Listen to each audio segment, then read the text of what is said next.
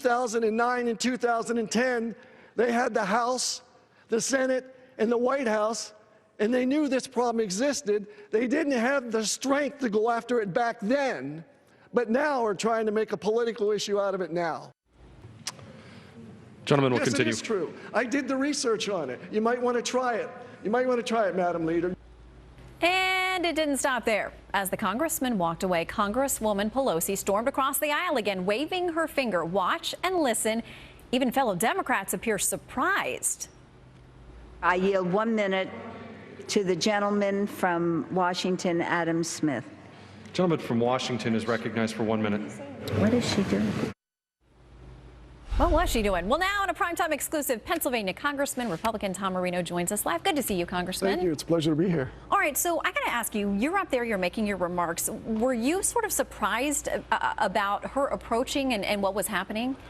I wasn't surprised, but it's just a breach of protocol.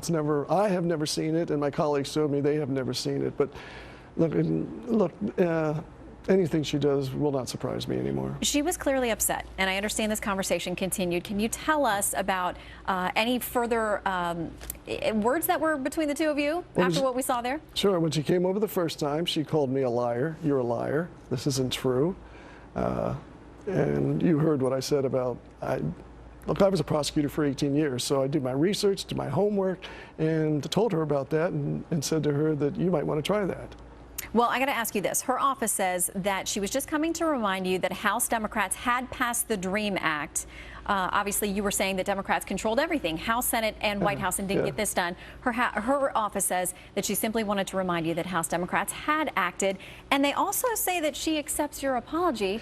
But was there one? No. First of all, if she wanted to remind me, she could have asked me to yield, to respond, to make a statement. She could have asked for more time on the floor.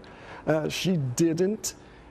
She just simply was losing it. And when I finished and said, you know, I must have struck a nerve here, then she came back and followed me up and said that I was insignificant. What was the context insignificant.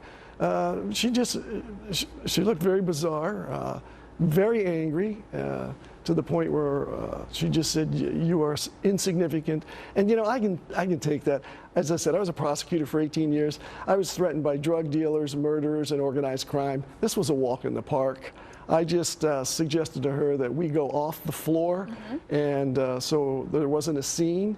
And again, she told me I was insignificant. She's telling really my people in my district they're insignificant. She's telling the American people who aren't royalty, because there is a fair number of people who act like royalty, and that was a primary example of it.